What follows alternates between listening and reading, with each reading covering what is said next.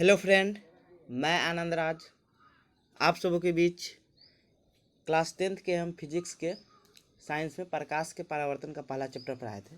तो चैप्टर ख़त्म हो गया था। उसके बाद अभी देखिए बिहार बोर्ड में ज़्यादातर ऑब्जेक्टिव मतलब 50% ऑब्जेक्टिव पूछा जाता है, इसलिए हम सोचे कि ऑब्जेक्टिव का ऐसा एक मतलब कलेक्शन ले आए जिसमें आपको 100 से 200 मतलब ऑब्जेक्टिव रहे और उसका फुल डिस्कशन, मतलब इसका आंसर क्यों हुआ और क्यों हुआ, मतलब इसका आंसर काहे हुआ और क्यों हुआ, इसीलिए इसको हम लेकर आए हैं। देखिए ये जो ऑब्जेक्टिव है ये आपको आईटीआई का एग्ज़ाम दीजिए या पॉलिटेक्निक का एग्ज़ाम दीजिए, ये सब में आपको काम देगा।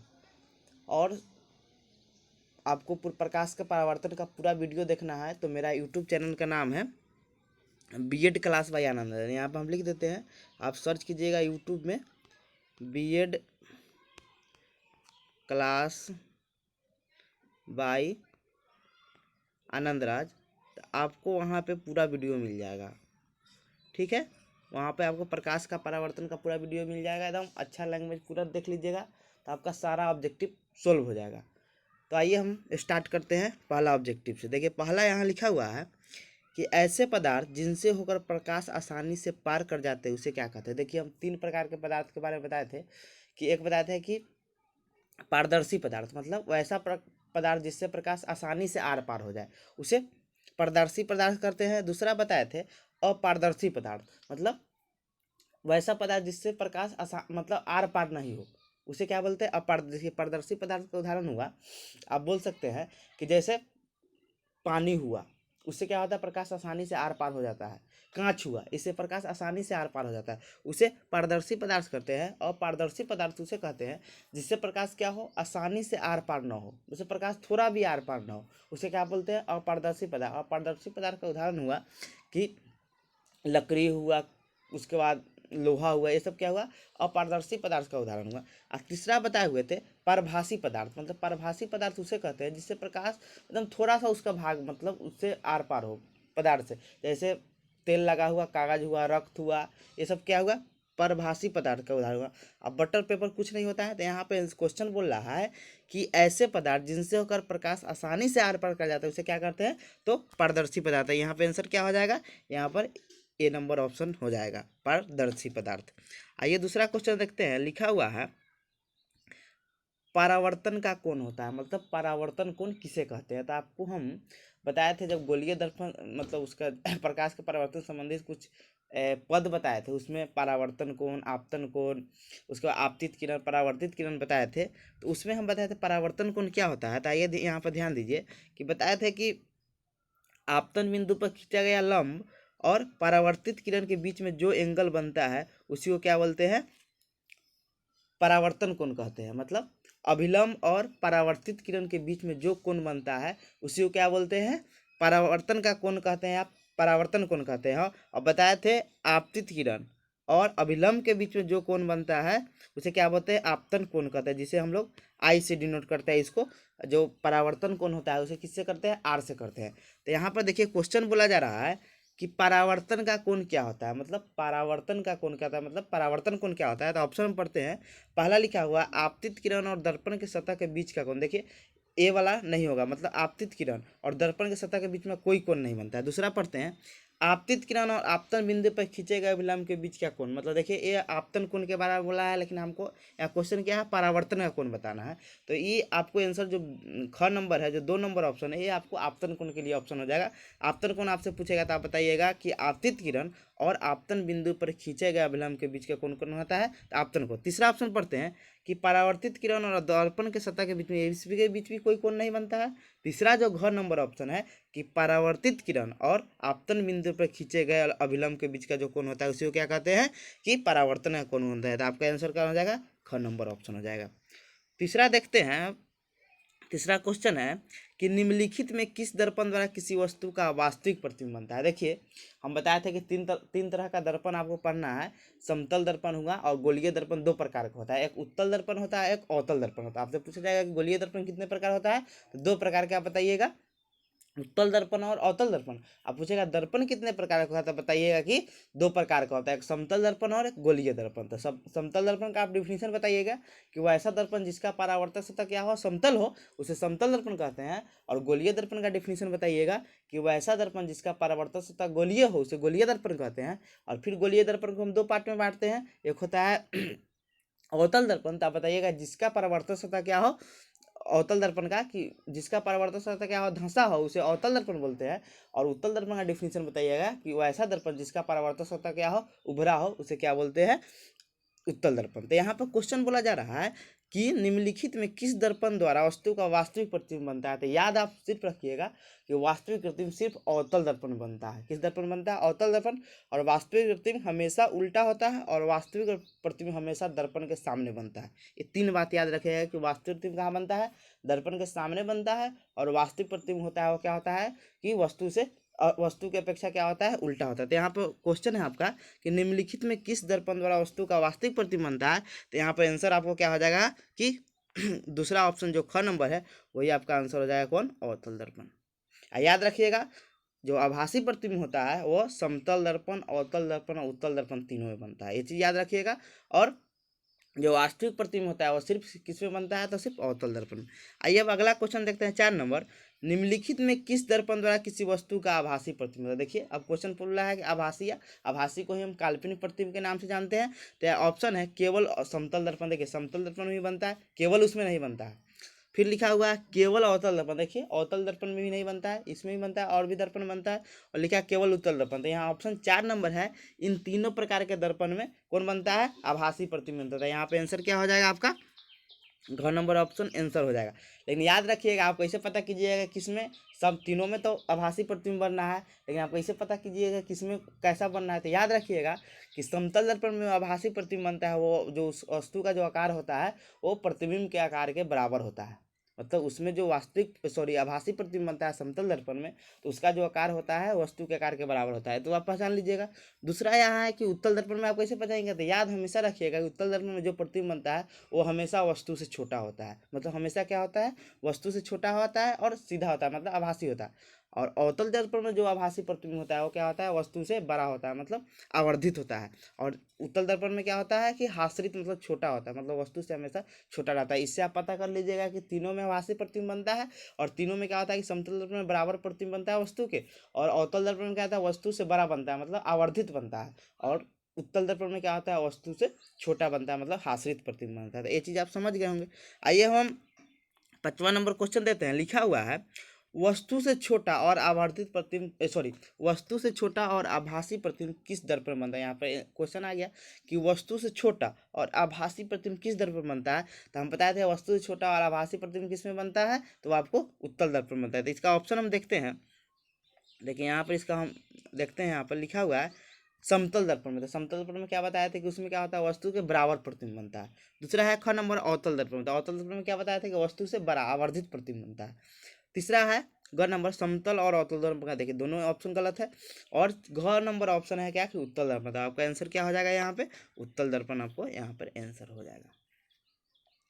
आइए अब देखते हैं 6 नंबर। 6 नंबर क्वेश्चन बोल रहा है कि निम्नलिखित में से किसके द्वारा एक बिंदु स्रोत से समांतर किरण पुंज निकलती है। तो हमेशा याद रखिएगा कि समांतर किरण पुंज एक बिंदु स्रोत से किसे निकलती है, तो अवतल दर्पण से। तो यहाँ पे ऑप्शन क्या हम बताते हैं क्यों निकलती है, अवतल दर्पण। देखिए आपको हम बताए हुए थे कि से जो हम एक और चीज़ जानते हैं कि जो अवतल दर्पण होता है उसे हम लोग अभिसारी दर्पण के नाम से भी जान सकते हैं। आपसे क्वेश्चन पूछा जाएगा कि अवतल दर्पण को हम किस नाम से जानते हैं, तो आप बताइएगा कि अभिसारी दर्पण के नाम से जानते हैं। और उत्तल दर्पण को किस दर्पण से, अपसारी। अपसारी को उत्तल और अभिसारी किससे जाना जाता है, कि अवतल दर्पण को। देखिए अभिसारी किरण पुंज क्या होता है, आप ध्यान से देखिएगा।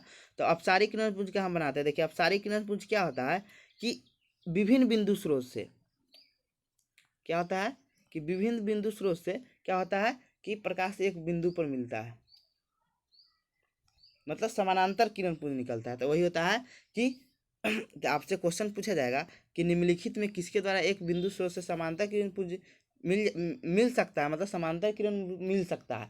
तो मिल सकता है यानी किस में मिलेगा, अवतल दर्पण में। और फैल सकता है, मतलब बोलेगा फैल सकता है, तो किस में होगा, उत्तल दर्पण में। यहाँ पर ध्यान दीजिएगा, देखिए यहाँ पर मिल रहा है ना समांतर किरणपुंज।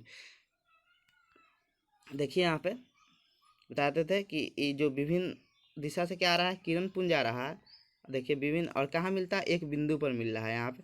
तो इसीलिए कहते हैं कि अवतल दर्पण को हम लोग किस दर्पण के नाम से जानते हैं, अभिसारी दर्पण के नाम से। कौन दर्पण से, यहाँ पर हम लिख देते हैं, अवतल दर्पण को हम लोग, अवतल दर्पण होता है, अवतल दर्पण को हम लोग अभिसारी, याद रखिएगा, अभिसारी।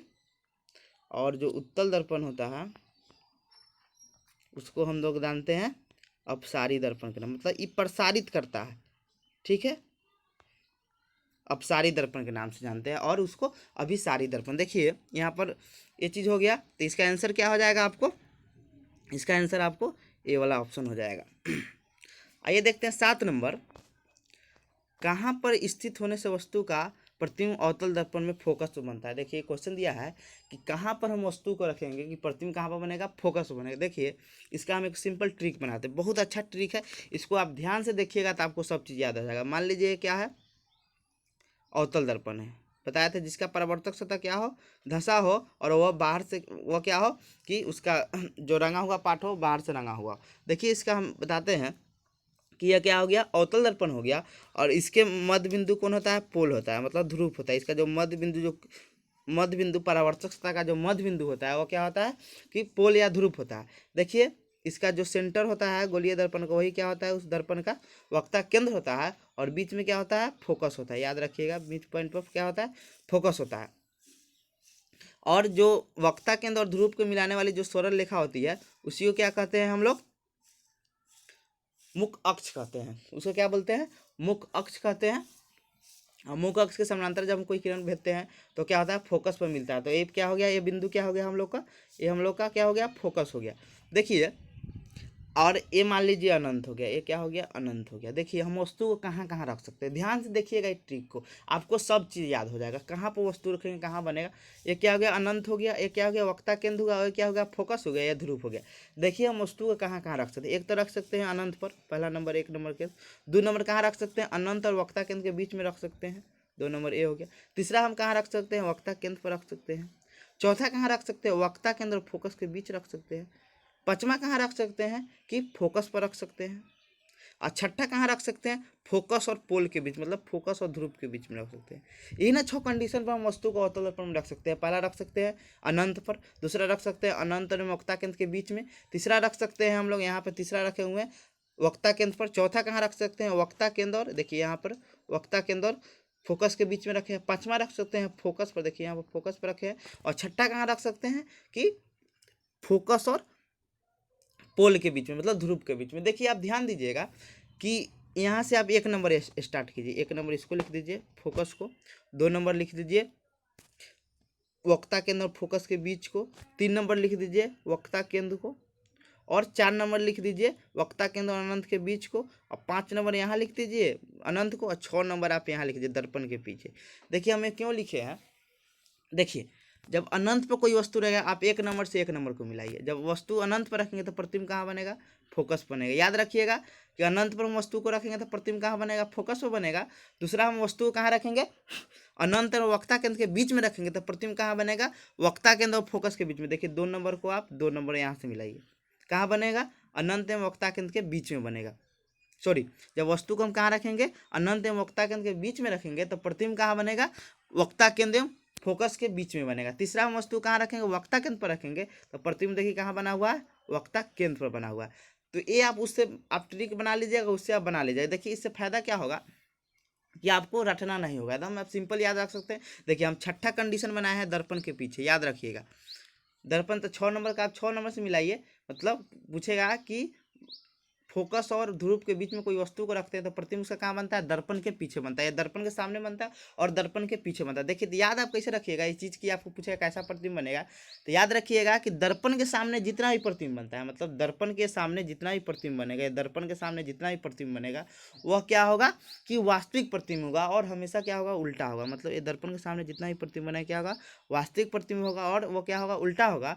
और दर्पण के पीछे जितना भी प्रतिबिंब बनता है वो काल्पनिक प्रतिबिंब होता है, वो क्या होता है, सीधा होता है। दर्पण के पीछे वाला पार्ट हो गया, ये क्या हुआ, काल्पनिक प्रतिबिंब। मतलब दर्पण के पीछे तो कोई प्रतिबिंब बनेगा, उसे हम कल्पना करेंगे सिर्फ, इसीलिए काल्पनिक प्रतिबिंब बनता है। और कौन सा प्रतिबिंब होता है, सीधा होता है। तो ये चीज़ आप समझ गए होंगे। याद रखिएगा कि दर्पण के हम साथ जितना दूरी पर रहेंगे उतना छोटा प्रतिबिंब बनेगा। देखिए दर्पण पर हम जितना दूरी जाएंगे तो क्या होगा, उतना छोटा प्रतिबिंब। आप भी घर में देखते होंगे कि दर्पण में जितना दूरी पर जाते होंगे उतना छोटा प्रतिबिंब बनता है, लेकिन हम लोग का तो दर्पण समतल दर्पण होता है, इसलिए जितना भी दूरी पर रहिए क्या होगा, समान साइज का प्रतिबिंब बनेगा। लेकिन आप कोई अवतल दर्पण या उत्तल दर्पण देखिएगा तो जितना दूरी पर जाइएगा उतना छोटा प्रतिबिंब बनेगा। तो याद रखिएगा कि आप मतलब दर्पण से जितना दूरी पर जाइएगा उतना छोटा प्रतिबिंब बनेगा। इस क्यों हम बता रहे हैं, देखिए आप यहाँ अनंत है, तो अनंत सबसे दूरी है क्या, दर्पण से, तो क्या होगा, बहुत छोटा बिंदु के समान प्रतिबिंब बने। फिर हम आगे कहाँ बढ़ेंगे, अनंत और वक्ता केंद्र के बीच में जाएंगे तो उससे थोड़ा क्या होगा, बड़ा प्रतिबिंब, मतलब थोड़ा उससे मतलब बिंदु से थोड़ा बड़ा प्रतिबिंब, मतलब बहुत छोटा प्रतिबिंब बनेगा। फिर कहाँ आएंगे, वक्ता केंद्र पर आएंगे। जब प्रतिबिंब वक्ता केंद्र पर हम वस्तु को रखेंगे, प्रतिबिंब उसी पर बनेगा, मतलब समान साइज का बनना है। तो ये चीज़ सब समझने के लिए, और दर्पण के पीछे जो प्रतिबिंब बनेगा वो क्या होगा, काल्पनिक होगा। तो ये चीज़ आपसे पूछा जाएगा कि सबसे बड़ा प्रतिबिंब कहाँ बनेगा, तो यहाँ पर आप बताइएगा कि कहाँ बनेगा।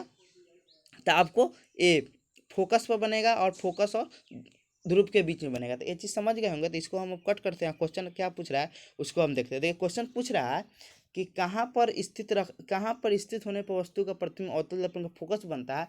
हम बोले थे कि जब वस्तु को हम फोकस पर रखेंगे तब प्रतिबिंब कहाँ बनेगा, अनंत पर बनेगा। सॉरी, क्वेश्चन क्या है कि कहाँ पर स्थित होने पर वस्तु का प्रतिबिंब अवतल दर्पण के फोकस पर बनेगा। मतलब क्वेश्चन बोल रहा है कि कहाँ पर हम वस्तु को रखेंगे कि प्रतिबिंब कहाँ बनेगा, फोकस पर बनेगा। तो हम बोल सकते हैं कि अनंत पर हम वस्तु को रखे थे तो प्रतिबिंब कहाँ बना था, फोकस पर। तो वही चीज़ का आंसर क्या हो जाएगा, अनंत हो जाएगा, घर नंबर ऑप्शन हो जाएगा। ये चीज़ आप देख लीजिएगा। एक बार और हम आगे भी बताएंगे, और भी क्वेश्चन आगे होगा उसमें फिर बताएंगे, तो आपको समझ आएगा। 2-3 बार इसको देखिएगा। और मेरा वीडियो और भी देखने के लिए प्रकाश का बर्तन, उसमें हम पूरा बताए हुए हैं, ट्रिक भी बताए हुए हैं, और उसका जो पूरा वीडियो है उसको भी बताए हुए हैं। तो आपको देखने के लिए बी एड क्लास भाई आनंद राज मेरा यूट्यूब चैनल का नाम है, वहाँ पर जाकर आपको सर्च कीजिए, वहाँ पर आपको सारा वीडियो प्रकाश का परावर्तन का मिल जाएगा। तो आगे आप क्वेश्चन देखते हैं।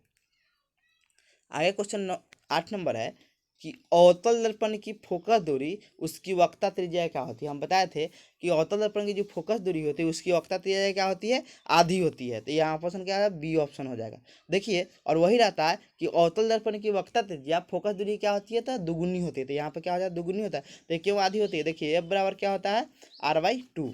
क्या है, वक्रता त्रिज्या क्या है, आधी है। वही रहता कि वक्रता त्रिज्या बड़ा क्या होता है, तो वह आता है 2f। तो क्या बताते हैं कि अवतल दर्पण की जो वक्रता त्रिज्या होती है वो फोकस दूरी क्या होती है, दुगुनी होती है। तो यहाँ पर आपको पूछ रहा है कि फोकस दूरी की वक्रता त्रिज्या क्या होती है, तो आधी होती है। तो यहाँ पर ऑप्शन क्या हो जाएगा, ख ऑप्शन हो जाएगा। आगे देखते हैं क्वेश्चन 9 नंबर कि अवतल दर्पण में वस्तु मतलब बिंब की स्थिति फोकस और ध्रुव के बीच में हो तो प्राप्त प्रतिबिंब क्या होगा।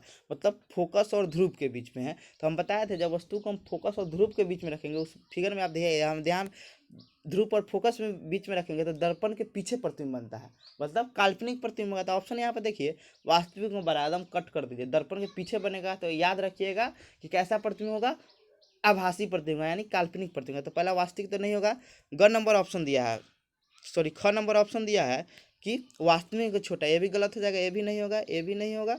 और है आभासी एवं बड़ा। हम बोले हुए थे कि दर्पण के पीछे जो प्रतिबिंब अवतल दर्पण बनता है वो क्या होता है, आभासी एवं बड़ा होता है, मतलब काल्पनिक होता है। तो ऑप्शन ए वाला आपका सही हो जाएगा। और आभासी एवं छोटा, आभासी तो बनता है लेकिन छोटा प्रतिबिंब नहीं बनता है, इसीलिए ये गलत हो जाएगा। तो ऑप्शन क्या सही होगा आपका, ग नंबर ऑप्शन हो जाएगा, आभासी एवं बड़ा। जब अवतल दर्पण हम कहाँ किसी वस्तु को रखते हैं, फोकस एवं ध्रुव के बीच में रखते हैं। तो याद रखिएगा जब वस्तु कहाँ रखेंगे, फोकस एवं ध्रुव के बीच में रखेंगे तो प्रतिबिंब कहाँ बनेगा, दर्पण के पीछे बनेगा।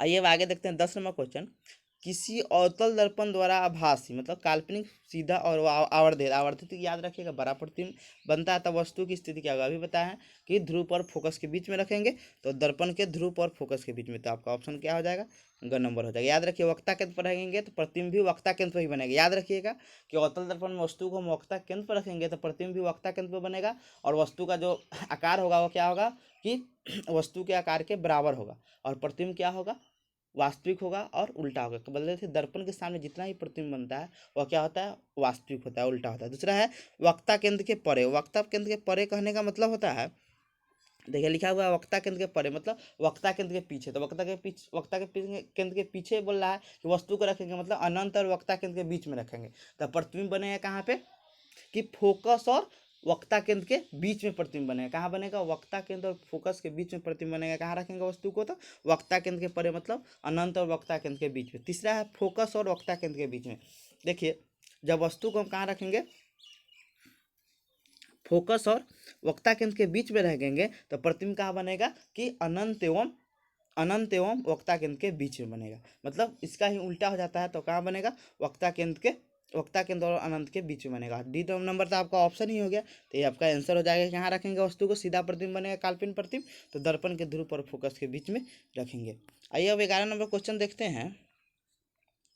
11 नंबर है कि मोटर गाड़ी के चालक के सामने लगा रहता है।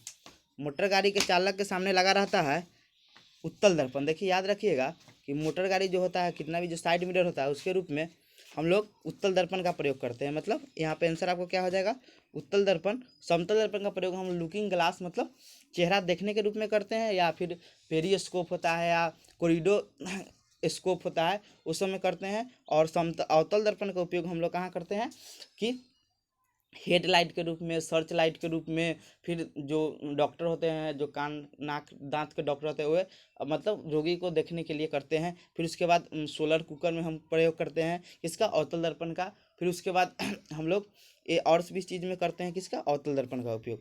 फिर उसके बाद एक और याद रखिएगा कि जो उत्तल दर्पण होता है उसका उपयोग ज़्यादातर दो चीज़ में किया जाता है। एक तो किया जाता है स्ट्रीट लाइट, जो गलियों उलियों में जो स्ट्रीट लाइट लगा रहता है ना उसके रूप में, और दूसरा साइड मिरर के रूप में।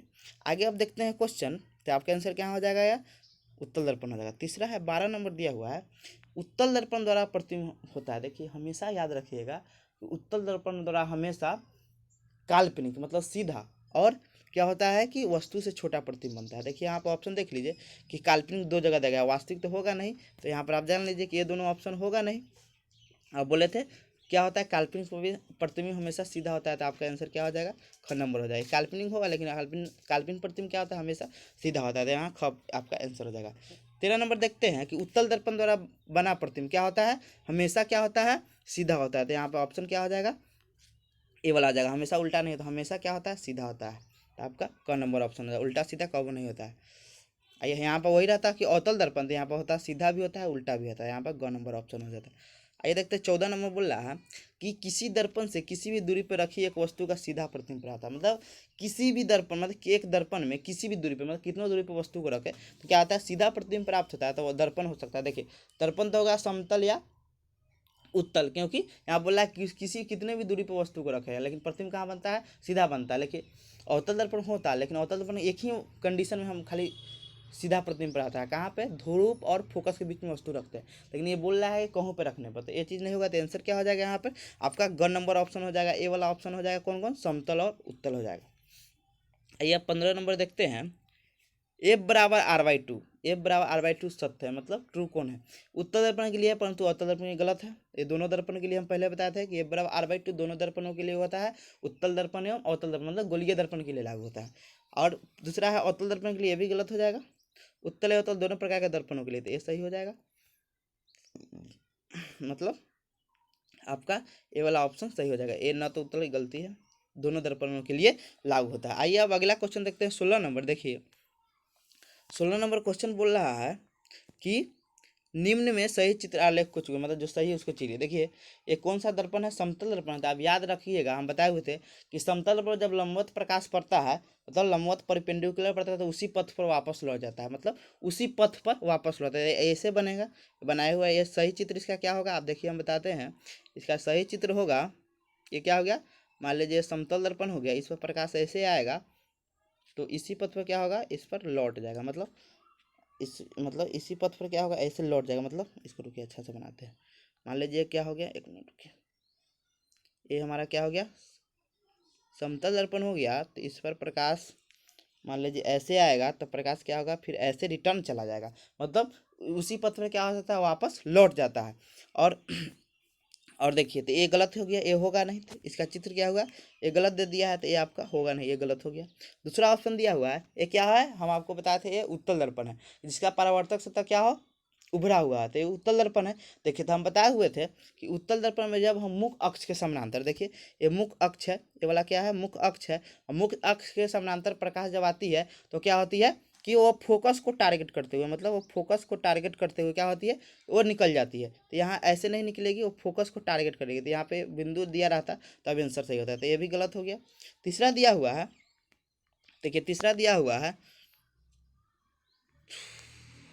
देखिए तीसरा दिया हुआ है कि ये क्या है, कि अवतल दर्पण है। अवतल दर्पण जिसका परावर्तक सतह क्या हो, कि धंसा हो। देखिए ये भी अवतल दर्पण, लेकिन बताए थे कि जब मुख अक्ष के समानांतर प्रकाश चलती है तो क्या आती है, वो फोकस को से गुजरती है, मतलब फोकस से गुजरती है। ये तो गिर रही है वक्ता केंद्र से, तो गलत दिया हुआ है, ये भी गलत है। देखिए ये वाला दिया हुआ है, देखिए यही यहाँ पर आता है फोकस, तो ये सही रहता है, ये गलत दे दिया। देखिए चौथा है कि जब हम वक्ता केंद्र को मतलब टारगेट, मतलब वक्ता केंद्र की दिशा में जब प्रकाश को आपतित करते हैं तब परावर्तन के बाद उसी दिशा में लौट जाता है। देखिए इस दिशा में गया, फिर इसी दिशा में लौट आया, तो ये चीज़ सही दिया है, मतलब ये सही है। तो आपका घ नंबर ऑप्शन हो जाएगा, वही बोल रहा था सही को चुने।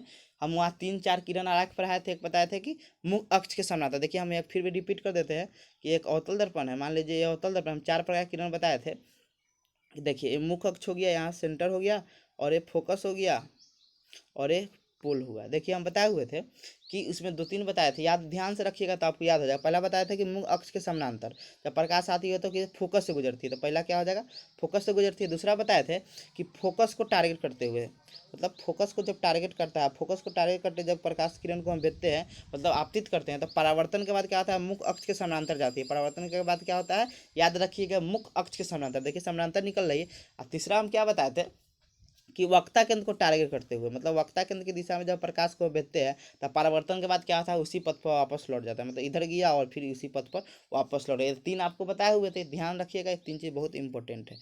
तो इसका आंसर आपको क्या हो जाएगा, ए वाला आपका ऑप्शन सही है, यही वाला आपका क्या है, आंसर सही दिया हुआ है। अब देखते हैं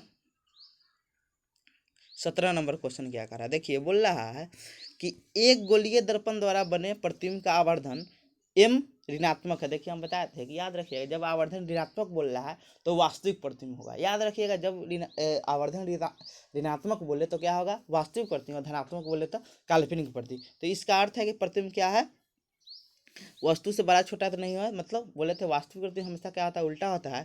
तो आपका आंसर क्या हो जाएगा, यहाँ पे ये वाला हो जाएगा, घ नंबर हो जाएगा, इन्वर्ट हो जाएगा, इन्वर्टेड हो जाएगा। और देखिए याद रखिएगा, काल्पनिक प्रतिबिंब रहता है, मतलब यहाँ पर धनात्मक दिया रहता तो क्या हो जाता है कि वो सीधा रहता, मतलब काल्पनिक प्रतिबिंब। याद रखिएगा, काल्पनिक प्रतिबिंब हमेशा सीधा होता है, और वास्तविक प्रतिबिंब हमेशा क्या होता है, उल्टा होता है। सॉरी, मतलब वास्तविक प्रतिबिंब हमेशा क्या होता है, उल्टा होता है। आइए अब अगला देखते हैं, रिक्त स्थान भरने वाला। देखिए आसान है, भर देते जल्दी जल्दी कर देते। देखिए प्रकाश क्या होता है, सरल रेखा में गुजरता है, मतलब प्रकाश क्या होता है कि सरल रेखा में चलता है, मतलब सरल रेखा ऐसे चलता है ना, प्रकाश सरल रेखा में चलता है। दूसरा दिया हुआ है, यदि किसी दर्पण द्वारा बने प्रतिबिंब का आकार हमेशा वस्तु के आकार के बराबर है तो दर्पण क्या होगा, समतल दर्पण होगा। कौन दर्पण होगा, समतल दर्पण होगा। बोल रहा है कि यदि किसी दर्पण द्वारा बने वस्तु प्रतिबिंब का आकार हमेशा वस्तु के आकार के बराबर हो तो कौन दर्पण होगा, समतल दर्पण होगा। याद रखिएगा।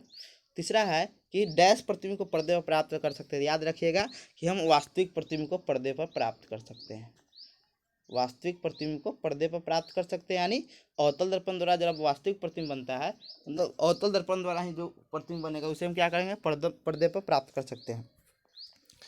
चौथा क्वेश्चन है कि किसी दर्पण में आपतन कोण हमेशा क्या होता है। देखिए कोई भी दर्पण हो उसमें जो आपतन कोण होगा हमेशा परावर्तन कोण के बराबर होगा, मतलब जो साइन आई होगा, सॉरी जो कोण आई होगा कोण आर के बराबर होगा। एकदम याद रखिएगा कि किसी दर्पण में जो आपतन कोण होता है हमेशा परावर्तन कोण के क्या होता है, बराबर होता है। 5वां नंबर क्वेश्चन है, गोलीय दर्पण के ध्रुव से फोकस की दूरी क्या कहते हैं। याद रखिएगा, जो गोलीय दर्पण से जो ध्रुव होता है, मतलब ये कोई भी ले सकते हैं, ये ध्रुव होता है और जो फोकस होता है इसके बीच की जो दूरी होती है उसे हम फोकस दूरी कहते हैं। याद रखिएगा कि जो गोलीय दर्पण की जो ध्रुव होती है और जो ध्रुव से फोकस की दूरी होती है उसे क्या बोलते हैं, फोकस दूरी कहते हैं। याद रखिएगा, जिसे छोटा एफ से हम लोग सूचित करते हैं और फोकस को किससे करते हैं, बड़ा एफ से। आइए अब देखते हैं अगला क्वेश्चन कि गोलीय दर्पण की वक्रता त्रिज्या और फोकस के बीच की दूरी क्या कहलाती है। सॉरी, लिखा हुआ है गोलीय दर्पण की वक्रता त्रिज्या उसकी, सॉरी क्वेश्चन क्या है, क्वेश्चन है 6 नंबर, गोलीय दर्पण की वक्रता त्रिज्या उसकी फोकस दूरी की क्या होती है। हम बताए थे कि जो उसका गोलीय वक्रता त्रिज्या होता है, वक्रता त्रिज्या फोकस दूरी क्या होती है, दुगुनी होती है। यहाँ पर देखिए हम लिख देते हैं R बराबर होता है 2F, मतलब वक्रता त्रिज्या क्या आता है, फोकस दूरी क्या होती है, दुगुनी होती है। आइए अब अगला क्वेश्चन देखते हैं। 7 नंबर है कि डैश दर्पण में वास्तविक एवं आभासी दोनों प्रकार के प्रतिबिंब बनते हैं। आप हमेशा याद रखिएगा कि सिर्फ एक अवतल दर्पण है जिसमें क्या होता है, दोनों प्रकार के प्रतिबिंब प्राप्त होता है। यहाँ पर क्या हो जाएगा आंसर 7 नंबर में, अवतल दर्पण। आगे क्वेश्चन है, और जो आभासी प्रतिबिंब होता है वह तीनों दर्पण में बनता है, मानी काल्पनिक प्रतिबिंब तीनों दर्पण में बनता है, मतलब अवतल, उत्तल और समतल। और वास्तविक प्रतिबिंब सिर्फ अवतल दर्पण में बनता है। आइए अब क्वेश्चन देखते हैं 8 नंबर। 8 नंबर बोल रहा है कि उत्तल दर्पण द्वारा वास्तविक वस्तु से केवल, मतलब वास्तविक वस्तु से केवल क्या होगा, काल्पनिक प्रतिबिंब बनेगा। तो यहाँ पर आप क्या लिख सकते हैं, काल्पनिक, काल्पनिक हो गया। आगे दिया हुआ है 9 नंबर, जब कोई किरण दर्पण के फोकस की दिशा में आपतित होती है तो परावर्तन के बाद दर्पण के मुख्य अक्ष के, देखिए बताए थे समानांतर निकलती है। बताए थे कि जब हम फोकस की दिशा में आपतित किरण करते हैं तो क्या होता है, यहाँ पर देखिए हम बताए थे कि फोकस ए हो गया, फोकस की दिशा में कोई आपतित किरण करते हैं तब परावर्तन के बाद मुख्य अक्ष के समानांतर से निकलता है। तो यहाँ पे आंसर क्या हो जाएगा 9 नंबर में, समानांतर हो जाएगा, मतलब पैरेलल निकलती है, समानांतर हो जाएगा। आगे दिया हुआ है क्या नंबर क्वेश्चन है, 10 नंबर, निर्देशांक चित्र परिपाटी के अनुसार आपतित प्रकाश की दिशा में नापी गई। देखिए आपतित प्रकाश की दिशा में नापी गई सभी दूरियां क्या होती है, धनात्मक होती है। मतलब जो आपतित प्रकाश की दिशा में जो दूरी होता है वो क्या होता है, मतलब देखिए, मतलब इधर की जो दूरियां होती है वो धनात्मक है, इधर की जो दूरियां होती है उधर रिटर्न जो प्रकाश आएगा, मतलब परावर्तित प्रकाश की दिशा में जो दूरी होगा वो क्या होगा, ऋणात्मक होगा, और इधर की जो दूरियां होगी वो क्या होगी, धनात्मक होगी। तो याद रखिएगा कि निर्देशांक चिन्ह परिपाटी के अनुसार आपतित प्रकाश की दिशा में मापी गई सभी दूरियां क्या होती है, धनात्मक होती है। फिर 11 नंबर क्वेश्चन है, देखिए 11 नंबर बोल रहा है कि सभी दूरियां गोलीय दर्पण के ध्रुव से मापी जाती है। जितना भी दूरी होगा ना वो ध्रुव जो पी होता है, पोल मध्य बिंदु होता है परावर्तक सतह का, उससे नापते हैं। मतलब सभी दूरियां गोलीय दर्पण किससे नापी जाती है, तो ध्रुव से मापी जाती है। आया क्वेश्चन है कि निर्देशांक चिन्ह परिपाटी के अनुसार अवतल दर्पण की फोकस दूरी क्या होती है। याद रखिएगा कि निर्देशांक चिन्ह परिपाटी के अनुसार अवतल दर्पण की फोकस दूरी एफ और वक्रता त्रिज्या आर दोनों क्या होता है, निगेटिव होता है। याद रखिए क्या होता है, निगेटिव होता है। क्या होता है, निगेटिव होता है। याद रखिएगा कि निर्देशांक चिन्ह परिपाटी के अनुसार अवतल दर्पण की फोकस दूरी एवं वक्रता त्रिज्या क्या होती है, कि निगेटिव होती है। वही उत्तल दर्पण की क्या होती है, देखिए उत्तल दर्पण की क्या होती है, याद रख सकते हैं, यहाँ पे लिख देते हैं, पूछता है क्वेश्चन, उत्तल दर्पण की क्या होता है, वक्रता त्रिज्या और फोकस दूरी धनात्मक होती है। याद रखिएगा क्या होती है, धनात्मक होती है। आइए तो इसमें क्या हो जाएगा कि ऋणात्मक। यहाँ पे 12 नंबर में क्या हो जाएगा, ऋणात्मक। 13 नंबर यहाँ पे क्वेश्चन बोल रहा है कि प्रतिबिंब की ऊंचाई और वस्तु की ऊंचाई का अनुपात को क्या कहते हैं। हम पहले बताए हुए थे कि प्रतिबिंब की ऊंचाई और वस्तु की ऊंचाई का जो अनुपात होता है उसे हम लोग क्या बोलते हैं, आवर्धन बोलते हैं। देखिए यहाँ पर हम लिख सकते हैं कि आवर्धन बराबर होता है एच डैश बटा एच, मतलब प्रतिबिंब की ऊंचाई बटा वस्तु की ऊंचाई, मतलब प्रतिबिंब की ऊंचाई और वस्तु की ऊंचाई के अनुपात को क्या बोलते हैं, आवर्धन कहते हैं। तो ये फॉर्मूला याद रखिए, पूछेगा पहले क्या होता है, प्रतिबिंब की ऊंचाई एच डैश बटा एच होता है। तो याद रखिए यहाँ पर क्या हो जाएगा कि आवर्धन हो जाएगा। अब आया क्वेश्चन है 14 नंबर, आवर्धन का धनात्मक मान कौन प्रतिबिंब को इंगित करता है। देखिए याद रखिएगा आवर्धन का धनात्मक मान हमेशा काल्पनिक या आभासी प्रतिबिंब को इंगित करता है। तो यहाँ पर क्या हो जाएगा, काल्पनिक या आभासी प्रतिबिंब, याद रखिएगा। फिर आगे है 15 नंबर, सौर ऊर्जा को संचित करने के लिए कौन दर्पण का उपयोग करते हैं। देखिए सौर ऊर्जा को संचित करने के लिए हम लोग अवतल दर्पण का उपयोग करते हैं। कौन दर्पण? अवतल दर्पण का, याद रखिएगा। आगे क्वेश्चन है 32 सेमी वक्ता त्रिज्या वाले उत्तल दर्पण की फोकस, याद रखिएगा फोकस दूरी क्या होती है? वक्ता त्रिज्या की आधी होती है। तो यहाँ 32 दिया है तो 16 हो जाएगा, यहाँ पे एकदम सिंपल है। क्या हो जाएगा? 16 हो जाएगा। 16 नंबर में आंसर क्या हो जाएगा? 16।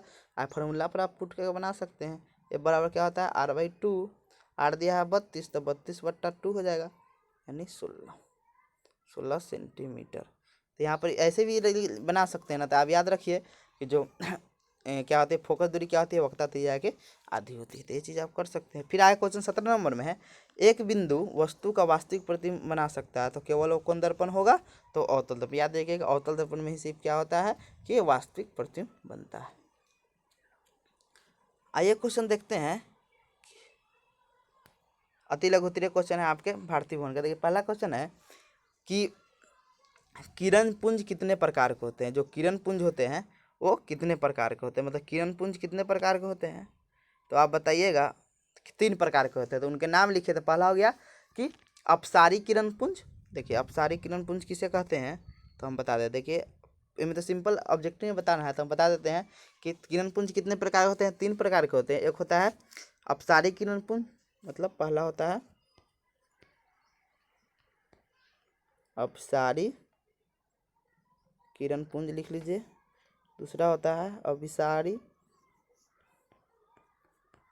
और तीसरा होता है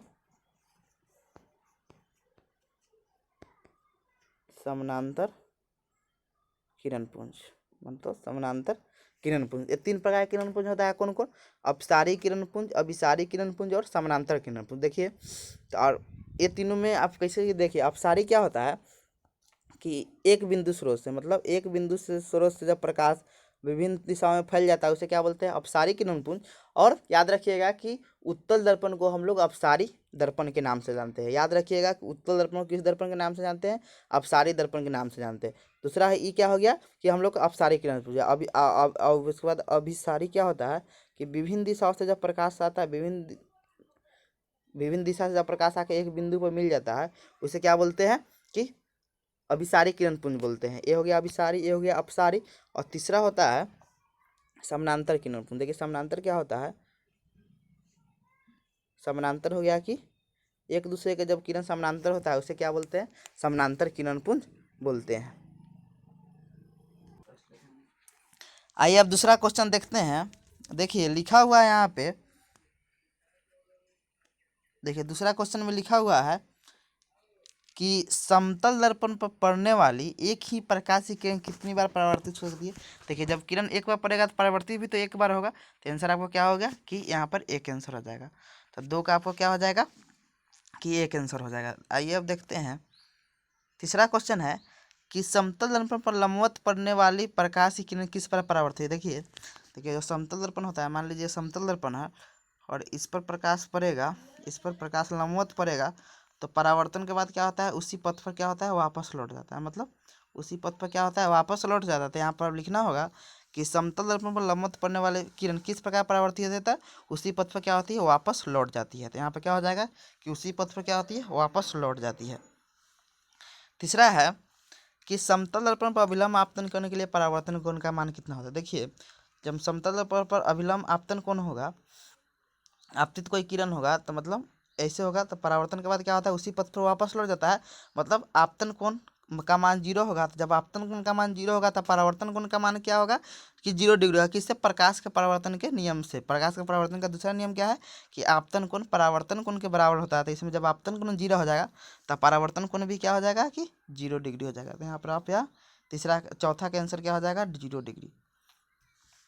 चौथा आ गया। पाँचवा है कि समतल दर्पण में वस्तु दूरी, मतलब ऑब्जेक्ट डिस्टेंस, और प्रतिबिंब दूरी इमेज डिस्टेंस में क्या संबंध है? तो याद रखिएगा कि वस्तु दूरी बराबर प्रतिबिंब दूरी होता है। मतलब यहाँ पर लिख सकते हैं कि वस्तु दूरी बराबर प्रतिबिंब दूरी,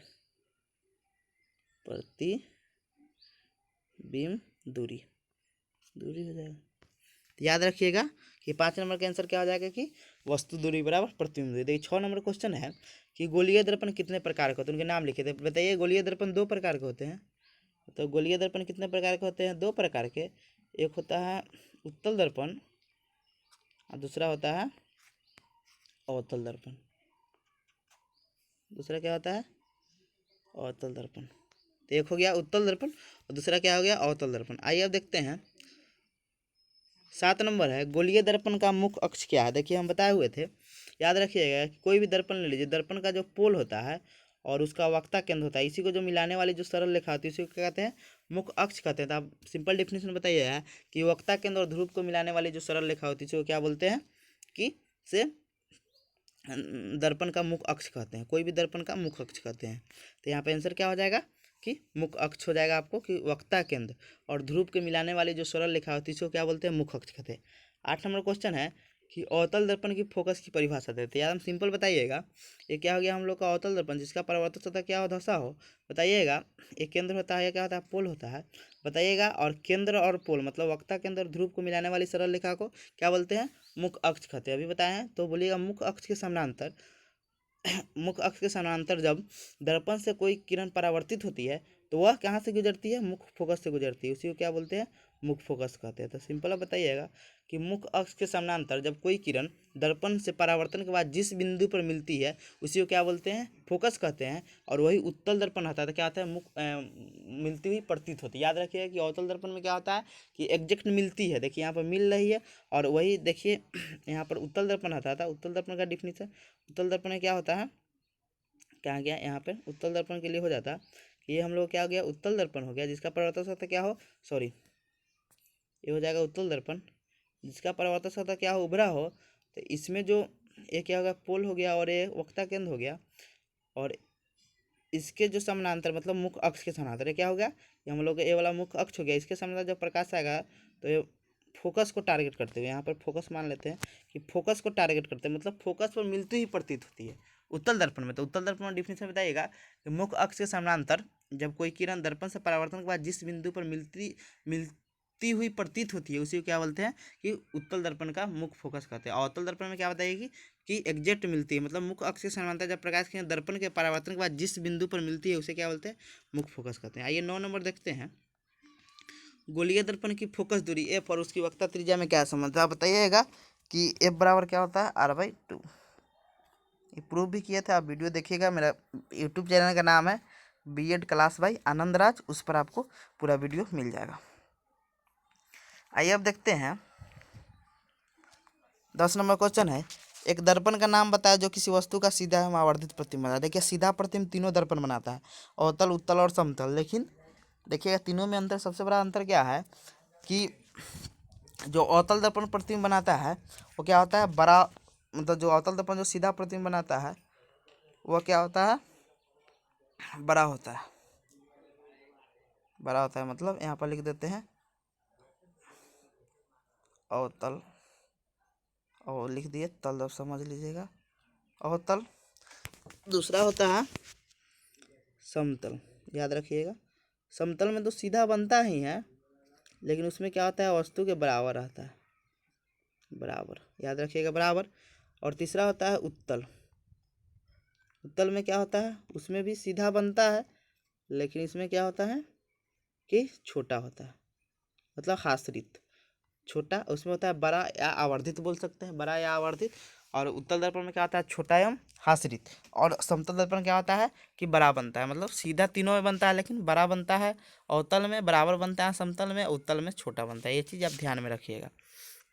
आगे आप क्वेश्चन देखते हैं कि 11 नंबर, इसका क्या हो जाएगा कि अवतल दर्पण है। 11 नंबर है, एक अवतल दर्पण द्वारा आभासी प्रतिबिंब बनने के लिए वस्तु कहाँ रखना हो? तो याद रखिएगा हम बताए हुए थे पहले ही कि वस्तु को हम ध्रुव और फोकस के बीच में रखेंगे। कहाँ रखेंगे?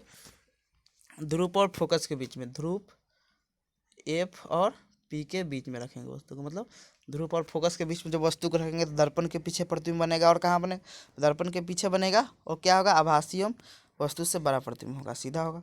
12 नंबर देखते हैं, यदि कोई वस्तु किसी अवतल दर्पण के वक्ता केंद्र पर रखी है तो उसका प्रतिबिंब कहाँ बनेगा और कैसा बनता है? देखिए हम कोई वस्तु को वक्ता केंद्र पर रखेंगे तो प्रतिबिंब कहाँ बनता है? वक्ता केंद्र पर ही बनता है। और वस्तु का जो साइज होता है वह प्रतिबिंब के साइज के बराबर होता है, मतलब जो प्रतिबिंब का साइज होता है वो वस्तु के साइज के क्या होता है? बराबर होता है। तो कहाँ रखेंगे? वक्ता केंद्र पर ही उसका प्रतिबिंब बनेगा 12 नंबर का। और कैसा बनेगा, तो वस्तु के बराबर साइज का बनेगा। आइए अब 13 नंबर देखते हैं। वस्तु दूरी u का चिन्ह क्या होगा जब एक अवतल दर्पण के सामने किसी वस्तु का। याद रखिएगा कि कोई भी दर्पण हो, वह अवतल हो या उत्तल हो, दर्पण के सामने बने या पीछे बने, वस्तु दूरी हमेशा ऋणात्मक होता है। तो क्या बोल रहा है कि वस्तु दूरी का चिन्ह क्या होगा, तो यहाँ पर याद रखिएगा ऋणात्मक चिन्ह होगा। क्या होगा, ऋणात्मक। कोई भी दर्पण हो, सामने बने तो ऋणात्मक होगा, पीछे बने तब भी ऋणात्मक। लेकिन ये हमेशा एक चीज़ याद और रखिएगा कि जो प्रतिबिंब दूरी होता है वो सामने जब प्रतिबिंब बने तो माइनस मतलब ऋणात्मक, और पीछे बने तो धनात्मक। ये चीज़ ध्यान में रखिएगा। तो बोल रहा है कि वस्तु दूरी, तो यहाँ पे क्या हो जाएगा, माइनस भी हो जाएगा, मतलब ऋणात्मक हो जाएगा। 13 नंबर का आंसर। 14 नंबर बोल रहा है कि 10 सेमी फोकस दूरी वाले अवतल दर्पण से 15 सेमी की दूरी पर वस्तु की प्रतिबिंब की प्रकृति क्या होगी। देखिए आपको एक फार्मूला पर भी बना सकते हैं। देखिए एक फार्मूला इसका होता है 1/f बराबर 1/u प्लस 1/v। इस पर आप 10 में फोकस दूरी दिया है और कोण अवतल दर्पण है तो -10 हो जाएगा। फिर क्या दिया हुआ है कि अवतल दर्पण 15 से दूरी पर वस्तु रखा है, मतलब u दिया हुआ है। तो u भी बोले थे हमेशा वस्तु दूरी क्या होता है, माइनस में होता है। और 1/v पूछ रहा है। देखिए तो इसको आप इधर ले जाएंगे तो माइनस है तो प्लस हो जाएगा, क्योंकि बराबर की इधर आता है तो प्लस हो जाएगा। तो यहाँ पर हो जाएगा -110, सॉरी -1/10 प्लस 1/25। यहाँ बना लीजिए, सिंपल बन जाएगा। 15-25 का एलसीएम हो जाएगा 30। मतलब तो वही, मतलब यहाँ पर अथी आपसे नहीं पूछ रहा है, 33 आप सिंपल बना सकते हैं। लेकिन आपसे यहाँ पूछ रहा है क्वेश्चन कि 10 सेमी फोकस दूरी वाला होता है तो 15 सेमी की दूरी वाले वस्तु की प्रतिबिंब कैसे क्या है। देखिए याद रखिएगा कि फोकस दूरी मतलब फोकस दूरी की दूरी क्या होती है, आप सिंपल दिमाग में लगा सकते हैं कि फोकस और ध्रुव के बीच की जो दूरी होती है, फोकस दूरी होता है। और बोल रहा है कि 15 सेमी की दूरी पर रखी वस्तु की प्रतिबिंब प्रकृति क्या है। देखिए वो तो दर्पण वास्तविक भी प्रतिबिंब बनाएगा, तो इसका संकेत में आंसर भी दे दिया। प्रतिबिंब क्या होगा, वस्तु से बड़ा होगा। आप वहाँ से जब निकालिएगा तो जब 15 cm से जब 12 वस्तु प्रतिबिंब का साइज आएगा तो आप सिंपल जाइए क्या होगा, प्रतिबिंब वस्तु से बड़ा है और वास्तविक है और वस्तु की अपेक्षा क्या है, उल्टा है। देखिए इसको हम बना ही देते हैं, रुकिए 1 मिनट, तब आपको स्पष्ट पता चल जाएगा क्यों बड़ा है क्यों छोटा है। देखिए फार्मूला होता है, फोकस दूरी दिया है तो फोकस दूरी अवतल दर्पण क्या होता है, ऋणात्मक होता है। तो यहाँ पर 1/10 हो जाएगा बराबर 1/u कितना दिया है, वस्तु दूरी दे दिया है। हम बताए थे वस्तु दूरी हमेशा क्या होता है, ऋणात्मक होता है, और प्रतिबिंब दूरी नहीं दिया हुआ है। इधर इसको भेजिए, 1/10 हो गया, इधर आएगा तो प्लस में हो जाएगा 1/15। एलसीएम लीजिएगा तो हो जाएगा 30, ये हो जाएगा 3 -3 हो जाएगा, माइनस यहाँ पर माइनस कितना हो जाएगा, 1 मिनट रुकिए, -30 क्या हो जाएगा, एलसीएम हो जाएगा था, माइनस से माइनस कट गया 3 हो गया, और माइनस यहाँ पर हो जाएगा क्योंकि माइनस हो जाएगा क्योंकि -2 हो जाएगा बराबर 1/v हो जाएगा। इसको पलट दीजिए, क्या क्रॉस मल्टीप्लाई का इसे काटिए दीजिए, यहाँ पे 1 हो जाएगा तो हो गया, पलट दीजिए, इस क्रॉस गुना कर दीजिए तो हो जाएगा v बराबर -30। मतलब क्या हो रहा है कि जो दुगुना साइज का बन रहा है, मतलब क्या बोल सकते हैं कि 15 सेमी का वस्तु है तब कितना बन रहा है, 30 सेंटीमीटर की दूरी पर, मतलब वस्तु क्या हो रहा है, बड़ा प्राप्त हो रहा है, प्रतिबिंब बड़ा प्राप्त हो रहा है। और बोले थे कि जब प्रतिबिंब की दूरी माइनस में आए तो क्या होगा, प्रतिबिंब क्या होगा, वास्तविक होगा, और वस्तु की अपेक्षा क्या होगा, उल्टा होगा। तो यहाँ पे आंसर भी दे दिया, ऐसे भी निकाल सकते हैं। 15 नंबर क्वेश्चन है कि अवतल दर्पण से किस दूरी पर एक वस्तु को रखा जाए जिसका प्रतिबिंब का आकार वस्तु के आकार बराबर है। तो पहले बताया कि दर्पण को वक्ता केंद्र पर रखेंगे वस्तु को, तब प्रतिबिंब भी उसी आकार का बनेगा। 16 नंबर देखते हैं, क्या एक उत्तल दर्पण किसी वास्तविक वस्तु का वास्तविक प्रतिबिंब बना सकता है, नहीं, सिर्फ काल्पनिक प्रतिबिंब बनाता है। 16 क्या हो जाएगा, नहीं।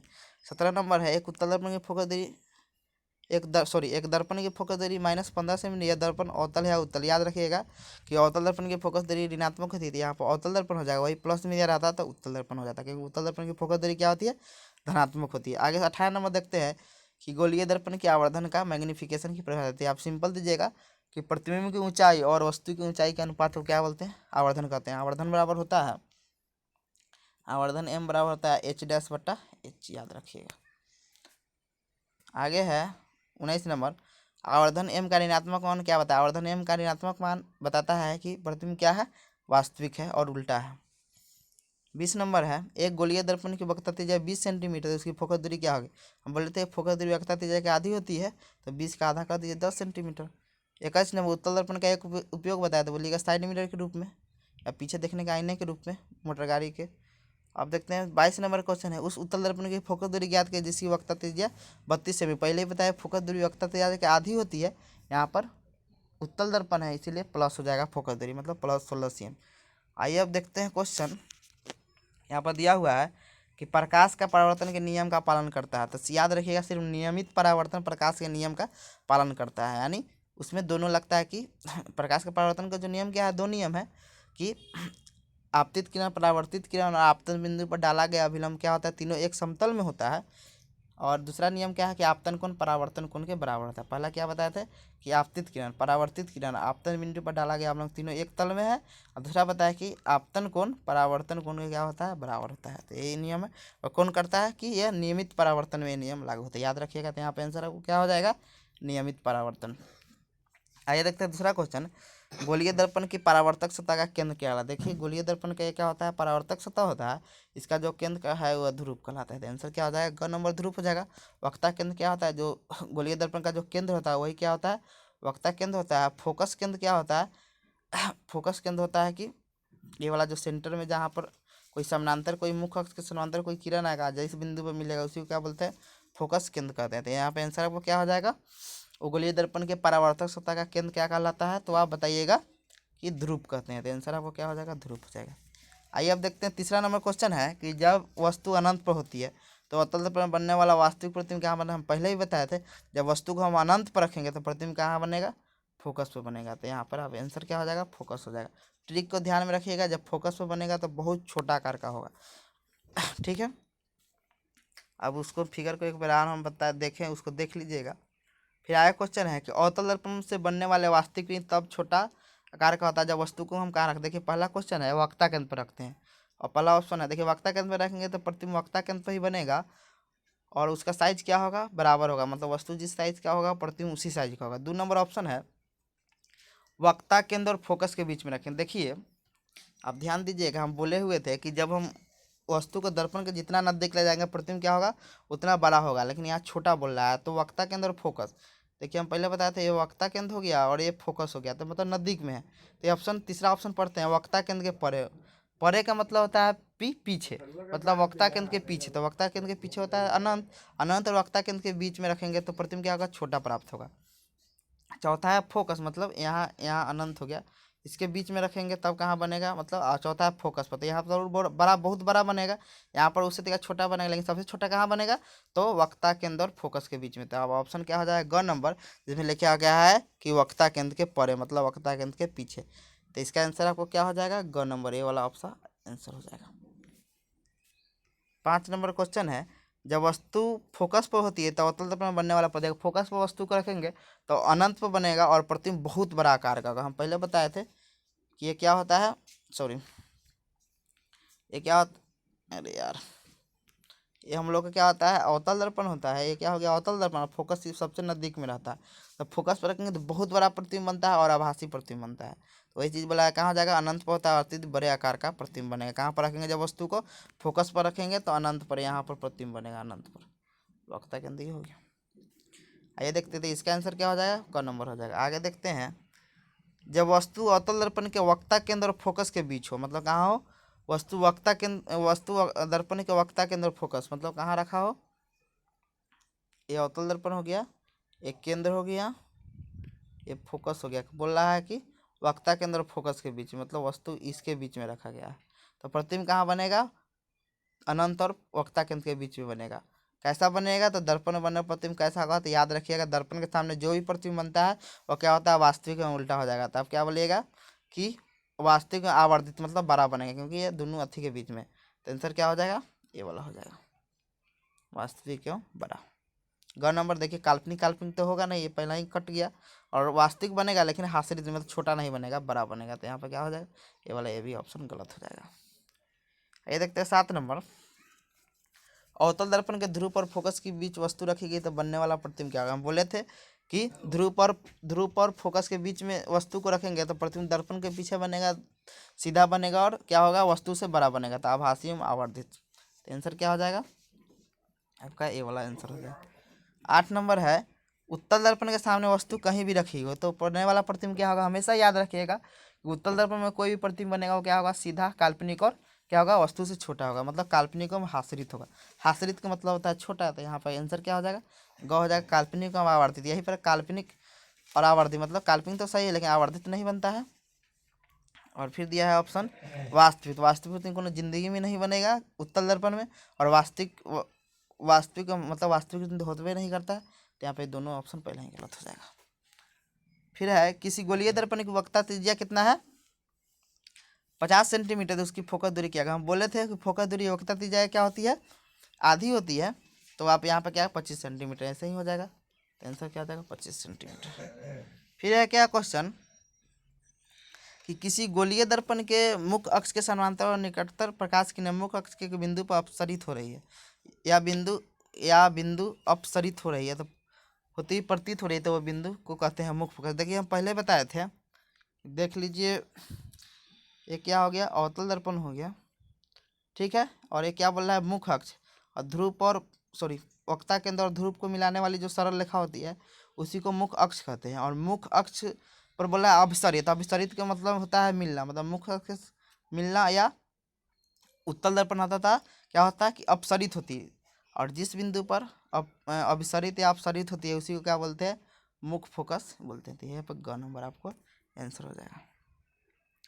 आइए क्वेश्चन 11 नंबर लिखा है कि एक अवतल दर्पण के मुख्य अक्ष के लंबवत 2 सेंटीमीटर आकार की वस्तु रखी गई है, दर्पण से वस्तु की दूरी दर्पण के वक्ता त्रिज्या के बराबर था, प्राप्त प्रतिबिंब का आकार क्या होगा। देखिए क्वेश्चन बहुत लंबा है लेकिन दिमाग एक लगाइएगा तो सिंपल बन जाएगा। ऐसे भी आप बना सकते हैं फॉर्मूला पर, लेकिन देखिए सिंपल ही समझिए कि देखिए दर्पण से वस्तु की दूरी बोल रहा है दर्पण के वक्ता त्रिज्या के बराबर है, मतलब जहाँ पर वक्ता त्रिज्या क्या होता है, देखिए वक्ता त्रिज्या क्या होता है, वक्ता त्रिज्या का डिफिनीशन होता है कि वक्ता केंद्र और ध्रुव के बीच की दूरी होती है वही क्या होती है, वक्ता त्रिज्या। तो बोल रहा है कि वस्तु की दूरी दर्पण के वक्ता त्रिज्या के बराबर है, मतलब कि वस्तु कहाँ रखा हुआ है, मान लीजिए कि बोल रहा है कि अवतल दर्पण का मुख्य अक्ष के लंबवत। देखिए हम एक चित्र बनाते हैं, अवतल दर्पण बनाते हैं तब आपको बहुत ज़्यादा समझ आएगा। देख लीजिए अवतल दर्पण हो गया और ये वक्ता केंद्र हो गया, ध्रुव हो गया। बोल रहा है कि मुख्य अक्ष के लंबवत, मतलब मुख्य अक्ष के लंबवत कहाँ वस्तु रखा है कन्फर्म नहीं है, लेकिन एक चीज़ दिया हुआ है कि दर्पण से वस्तु की दूरी दर्पण के वक्ता त्रिज्या के बराबर है। देखिए तो ये वस्तु यहीं पर ना रखा होगा, वक्ता केंद्र पर रखा है। मान लीजिए वस्तु यहाँ पर रखा है तो प्रतिबिंब तो हम जानते हैं कि वक्ता केंद्र पर किसी वस्तु को रखते हैं तो प्रतिबिंब भी कहाँ बनता है, उसी मतलब वहीं पे बनता है। तो प्रतिबिंब कहाँ बनेगा, यहीं पर प्रतिबिंब इसका बनेगा। तो वही चीज़ बोल रहा है कि प्राप्त प्रतिबिंब का आकार क्या है। जब वस्तु का आकार 2 सेंटीमीटर है तो प्रतिबिंब का आकार भी वही 2 सेंटीमीटर होगा, मतलब जहाँ पर वस्तु को रखें प्रतिबिंब वहाँ ही बनेगा, तो वस्तु का आकार वही होगा। तो इस पर आंसर क्या हो जाएगा, 2 सेंटीमीटर हो जाएगा। लेकिन आपको ये बनाना होगा फार्मूला से। देखिए हम फार्मूला से कैसे बनाते हैं, ठीक है। तो सिंपल हो गया कि जहाँ पर वस्तु को रखेंगे प्रतिबिंब वहाँ बनेगा, तो उसका भी आकार क्या हो जाएगा, 2 सेंटीमीटर। लेकिन फार्मूला से कैसे बनेगा, देखिए मान लीजिए कि एच डैश मतलब प्रतिबिंब का आकार कितना है, 2 सेंटीमीटर है। याद रखिएगा प्रतिबिंब का आकार क्या है, अवतल दर्पण है, इसीलिए यहाँ पर क्या हो जाएगा, माइनस हो जाएगा। दूसरा है कि एक वस्तु रखिए, दर्पण से वस्तु की दूरी दर्पण के वक्ता त्रिज्या के बराबर है, मतलब जो क्या बोल सकते हैं कि वस्तु की जो दूरी है वो क्या है, दर्पण से वक्ता त्रिज्या के बराबर है, मतलब वक्ता केंद्र पर वस्तु की रखी गई है।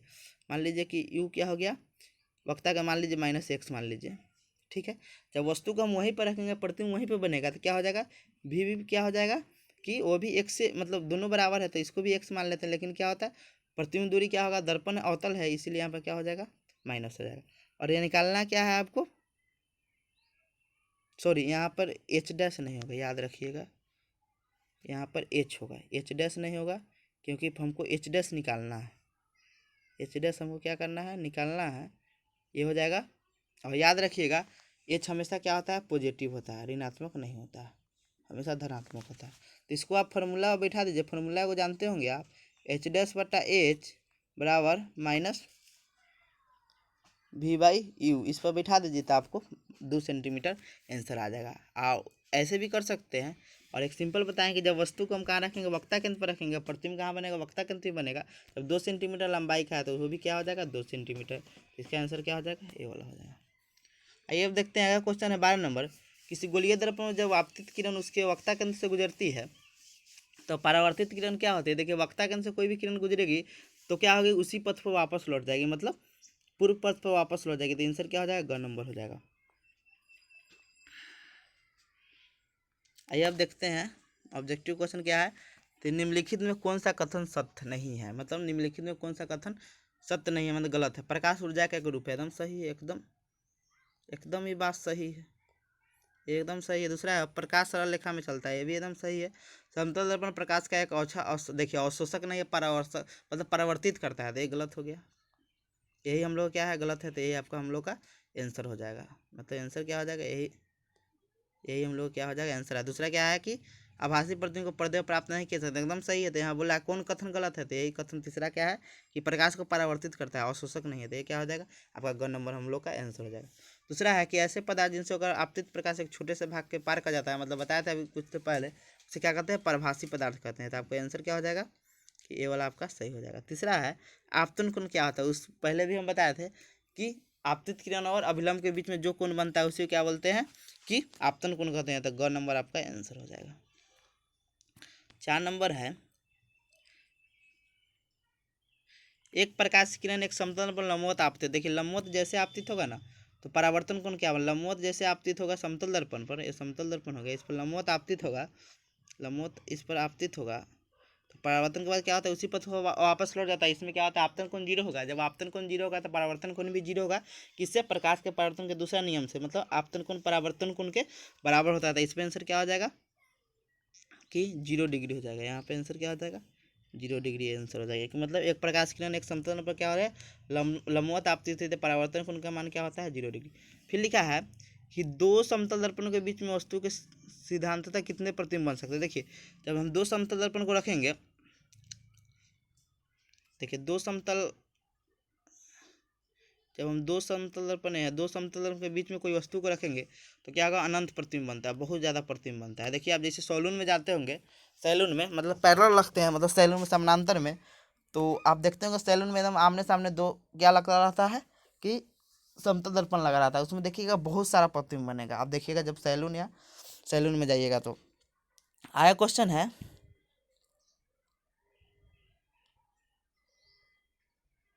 कि इस प्रकाश की एक किरण जब समतल पर लंबवत आपती होती है तो दर्पण द्वारा किरण में पथ में उत्पन्न विचलन का मान क्या होता है। देखिए याद रखिएगा कि ये क्या हो गया, समतल दर्पण हो गया, इस पर लंबवत आपतित होगा ना कोई किरण, तो परावर्तन क्या उसी पथ वापस, लेकिन ये वाला 180 का क्या बनाता है, कोण बनाता है, उसका जो विचलन होता है मतलब 180 का विचलन बनाता है।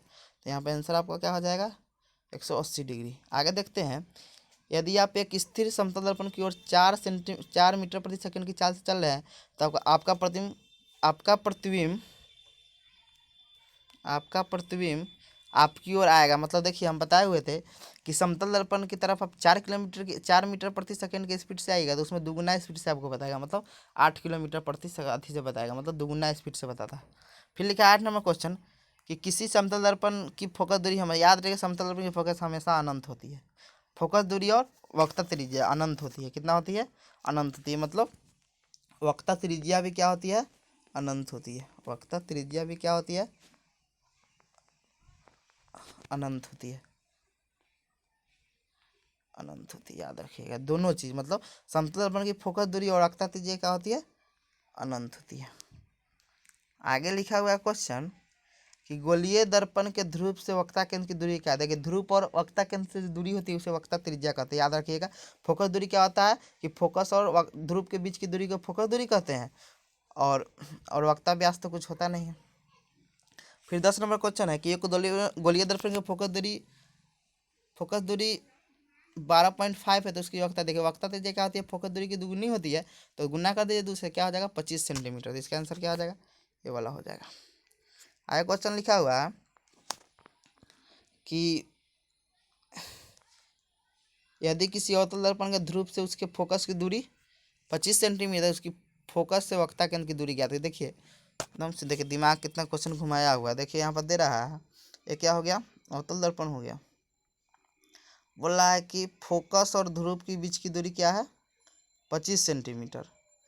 तो केंद्र, तो फोकस और केंद्र के बीच की दूरी ज्ञात करें। देखिए हम जानते हैं कि फोकस दूरी होती है वक्ता, जो त्रिज्या होती है उसकी दुगुनी होती है। तो हम जानते हैं कि पोल और वक्ता केंद्र के बीच की दूरी क्या होती है, वक्ता त्रिज्या होती है। देखिए जब ये 25 सेंटीमीटर हो गया, दुगुनी होती है, जब ये 25 हो गया तो ये भी क्या हो जाएगा हमारा 25 होगा। तो क्या हो जाएगा, ये पूछ रहा है यहाँ पर क्वेश्चन कि फोकस से वक्ता केंद्र की दूरी क्या होगी, तो ये 25 हो गया है। फोकस से वक्ता केंद्र की दूरी वही पूछता है कि वक्ता केंद्र से पोल की दूरी क्या होती है, तो 50 हो जाती है, मतलब दुगुना, मतलब वक्ता त्रिज्या पूछता। आया क्वेश्चन है, तो यहाँ पे आंसर क्या हो जाएगा आपका, यहाँ पर आंसर आपको हो जाएगा 25 सेंटीमीटर। ये वाला आपका आंसर हो जाएगा 25 सेंटीमीटर। आइए देखते हैं 12 नंबर, निम्नलिखित में कौन सा कथन सत्य है, मतलब ट्रू है। गोलीय दर्पण के मध्य बिंदु को वक्ता केंद्र कहते हैं, एकदम गलत। गोलीय दर्पण का जब मध्य बिंदु से ध्रुव कहते हैं, पूरा गलत दिया हुआ। दूसरा दिया वास्तविक कृत्रिम वस्तु की अपेक्षा हमेशा सीधा होता है, एकदम गलत, उल्टा होता है हमेशा। तीसरा दिया है गोलीय दर्पण की वक्रता त्रिज्या आर उसकी फोकस दूरी की आधी होती है, एकदम गलत, एकदम गलत दिया है, मतलब फोकस दूरी की क्या होती है, दुगुनी होती है। चौथा दिया है आवर्धन का ऋणात्मक मानता है कि प्रतिबिंब वास्तविक है, एकदम सही दिया है। और धनात्मक मान क्या बताता है, काल्पनिक प्रतिबिंब, ये वाला आपका सही हो जाएगा। याद रखिएगा कि धनात्मक मान क्या बताता है, काल्पनिक प्रतिबिंब को इंगित करता है, और ऋणात्मक का किसको इंगित करता है, वास्तविक प्रतिबिंब को।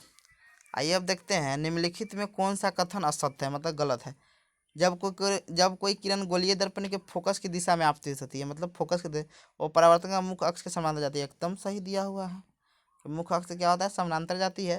तो शायद यह जो किरण गोलीय दर्पण के वक्ता केंद्र की दिशा में दर्पण में पड़ती है, तो परावर्तन के बाद उसी पथ पर वापस लौट जाती है, एकदम सही दिया हुआ है। तो शायद यह अवतल दर्पण द्वारा वस्तु का केवल वास्तविक प्रतिबिंब है, एकदम गलत है, दोनों प्रकार का प्रतिबिंब बनाता है, यही गलत हो जाएगा। चौथा उत्तल दर्पण द्वारा वस्तु केवल आभासी प्रतिबिंब, एकदम सही दिया है, इसमें सिर्फ आभासी प्रतिबिंब है। आपका ग नंबर ऑप्शन गलत हो जाएगा, ये आपका गलत दिया हुआ है।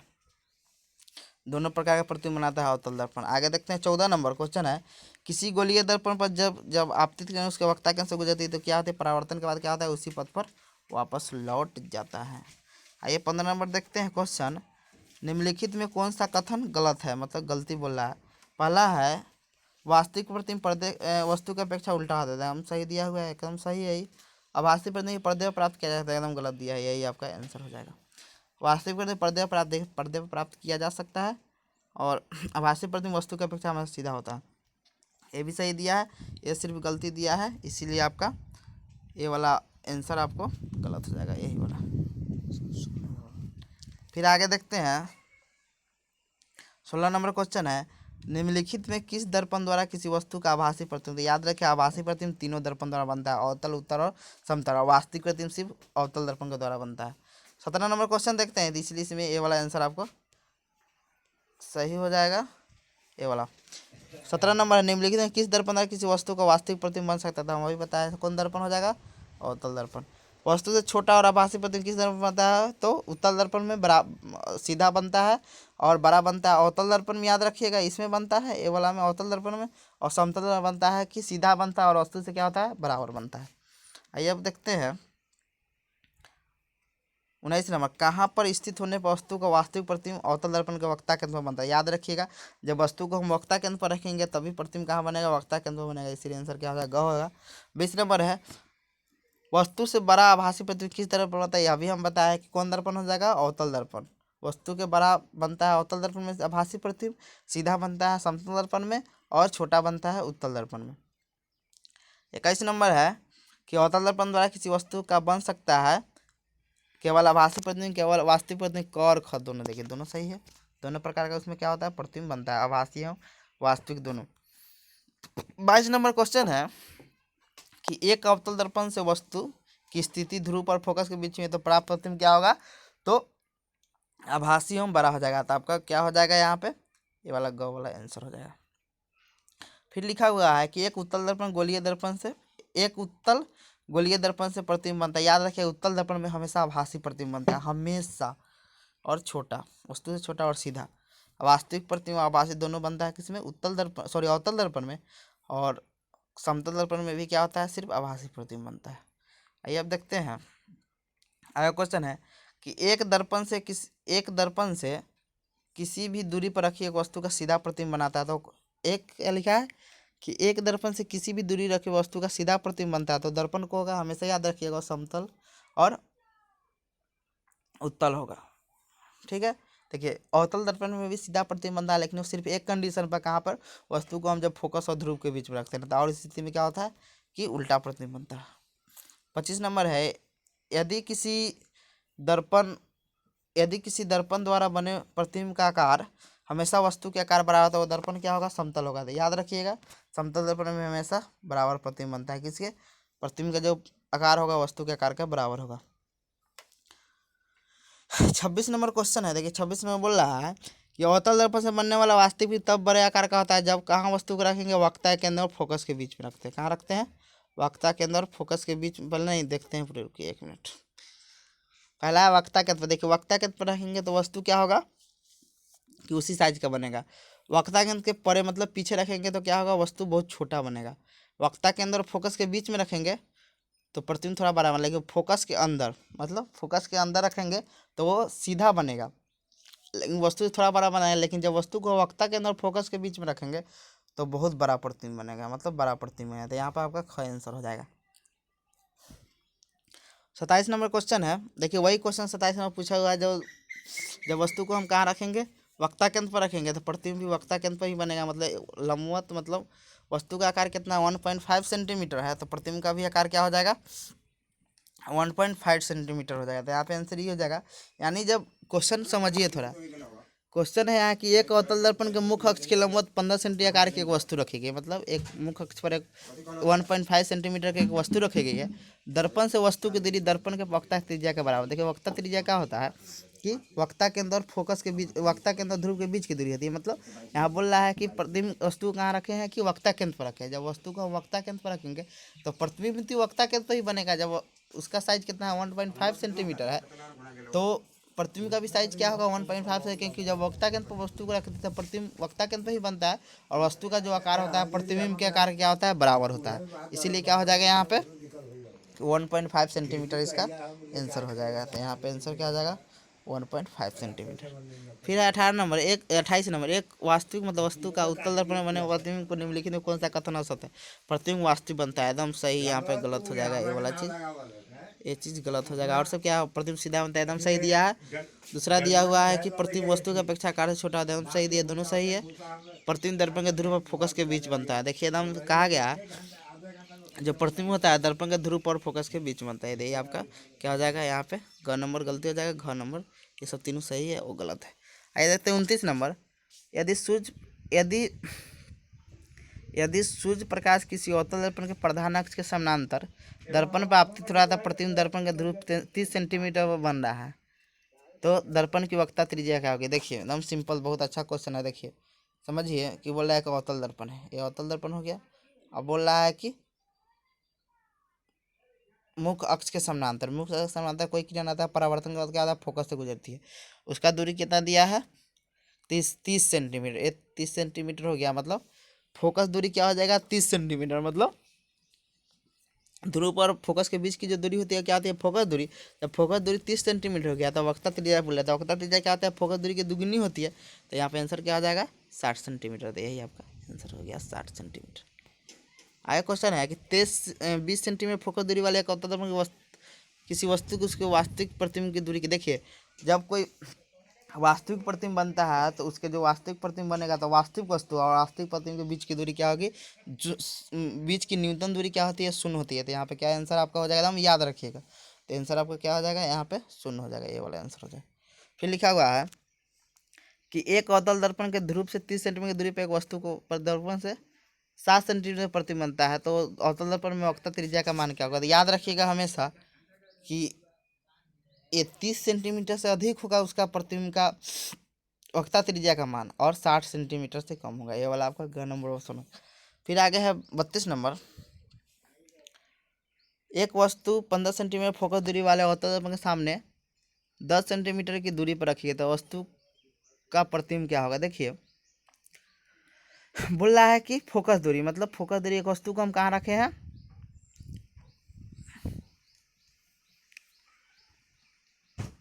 फोकस दूरी वाले अवतल दर्पण के सामने, मतलब अवतल दर्पण के सामने कहाँ रखे हैं, 10 सेंटीमीटर की दूरी पर रखे हैं। तो यहाँ पर जो उसका प्रतिबिंब बनेगा, देखिए यहाँ पर आप निकाल सकते हैं किससे, फार्मूला बेस्ट निकाल देंगे, फार्मूला पर हम निकालिए, आराम से फार्मूला पर निकाल लीजिए तो आपको पता चल जाएगा। देखिए फार्मूला होता है 1/f, एफ का मान दे दिया है कितना, 10 सेंटीमीटर, सॉरी 15 सेंटीमीटर, माइनस में जाए क्योंकि अवतल दर्पण है, और बराबर, और ये क्या है, अवतल दर्पण के सामने 10 सेंटीमीटर की दूरी पर, मतलब 10 सेंटीमीटर की दूरी पर मतलब वस्तु रखा गया था। वस्तु दूरी क्या होगा, हमेशा बताते हैं वस्तु दूरी क्या होता है, माइनस होता है, तो -10 हो जाएगा। अब भी नहीं दिया है, भी हो जाएगा, इधर आएगा तो प्लस हो जाएगा, तो -15 + 1/10, एलसीएम ले लीजिए, एलसीएम हो जाएगा 30, यानी -3 प्लस क्या हो जाएगा 1/30, यानी -10 सेंटीमीटर आएगा प्रतिबिंब दूरी, सॉरी घटेगा तो क्या आ जाएगा, -2 सेंटीमीटर, यानी -15 सेंटीमीटर प्रतिबिंब दूरी आएगा। अब बना लीजिएगा, -15 आ जाएगा, हम देख लिए, -115 आएगा। तो इससे पता क्या चल रहा है कि वस्तु दूरी दिया हुआ है 10 सेंटीमीटर, जब प्रतिबिंब दूरी 15 सेंटीमीटर, क्या बड़ा प्रतिबिंब बनेगा, और कैसा बनेगा, वास्तविक बनेगा, दर्पण के सामने बन रहा है, माइनस में आया, ऐसे भी पकड़ सकते हैं। तो क्या हो जाएगा आपका ग नंबर, आंसर हो जाएगा 32 का, 32 का क्या हो जाएगा ग नंबर, मतलब बड़ा प्रतिबिंब बनेगा। फिर 33 नंबर, यदि वस्तु 40 मिमी फोकस उत्तल दर्पण के 40 मिमी दूरी पर स्थित है, देखिए याद रखिएगा कि उत्तल दर्पण में जो होता है कि फोकस दूरी वाले,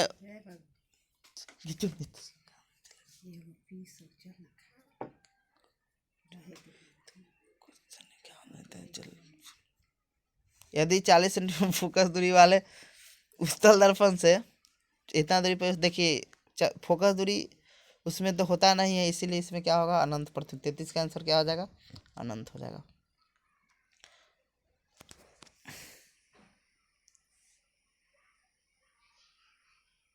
एक मिनट रुकिए,